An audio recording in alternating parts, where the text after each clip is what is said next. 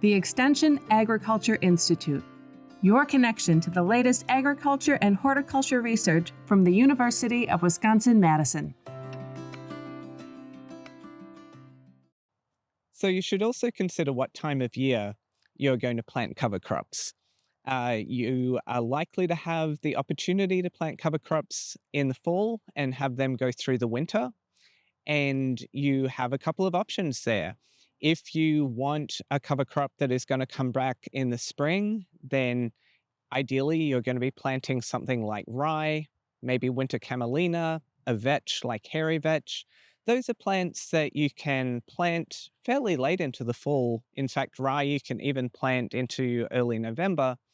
They're going to get a little bit of growth on in the fall. They're going to go dormant over the winter and then come back pretty early in the spring. So there's a plant where you have living roots.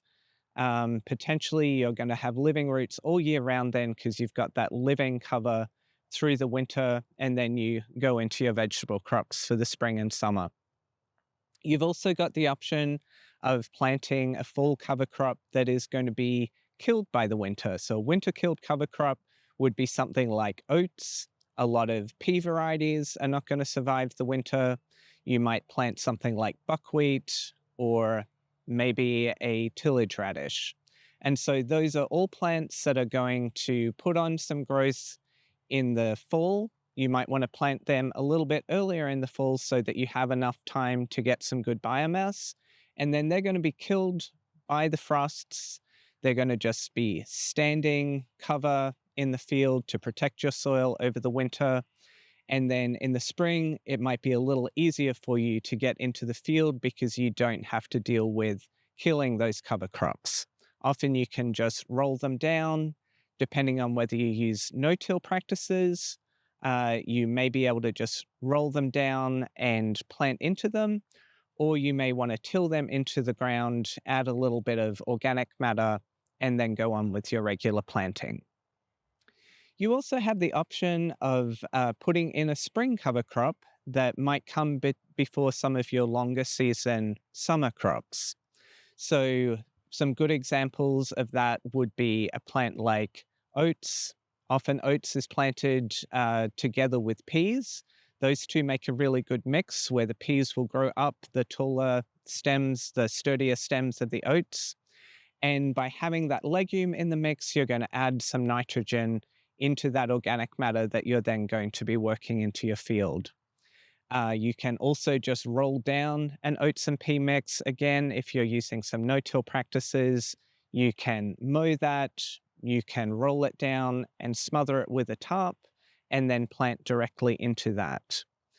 Another great option for a really early spring planting is to frost seed something like white clover. White clover will germinate in quite cold soil, and it is a really nice perennial cover crop. You can use it as a perennial and keep it in living aisles, as an example, or you can just let it grow through that season and then till it in to kill it at the end of the season if you don't want it to be there long term.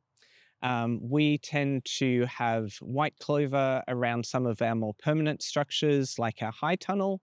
It stands up really well to traffic. It's easily managed by mowing, and it's just a really nice ground cover. It also has nice blossoms that offer some opportunities for pollinators to get a meal. So it's really a nice option in your box of cover crop tools.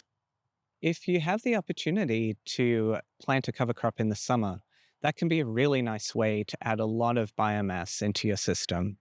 A lot of summer cover crops are plants that are better adapted to the tropics, but they will grow really rapidly here in the summer, especially if we have a nice warm summer with a good amount of rain. Examples include sun hemp, sorghum sudan grass, cowpeas. Sorghum sudan grass and cowpeas can be a really nice mixture to have.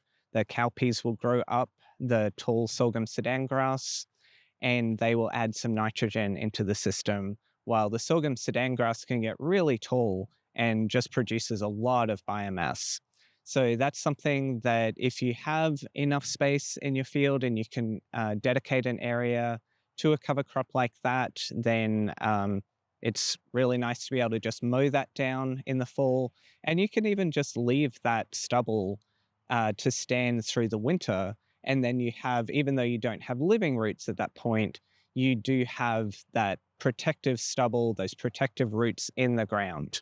You've got a lot of options for transitioning into a different cover crop in that situation. You might want to add a little more nitrogen by putting, say, white clover into that. You can frost seed white clover in the spring, and that will germinate quite nicely. You can also do things like just strip till a different cover crop into that standing residue. So another nice option for a summer cover crop, which will fit into just a short window of time, is buckwheat. Buckwheat will grow really rapidly. It's a good weed suppressive cover crop. It just produces prolific flowers with a lot of nectar, so it's really nice for pollinators.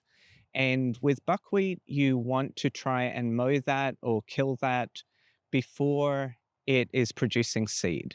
It'll flower, you can let it flower for a little while, but when you start to see seeds getting produced, you want to mow that buckwheat down or do something to terminate it, because if it starts producing seeds, then you can potentially have that come back and become a little bit of a weed in your system. If you're planting in the spring, you definitely want to look at what your soil temperatures are.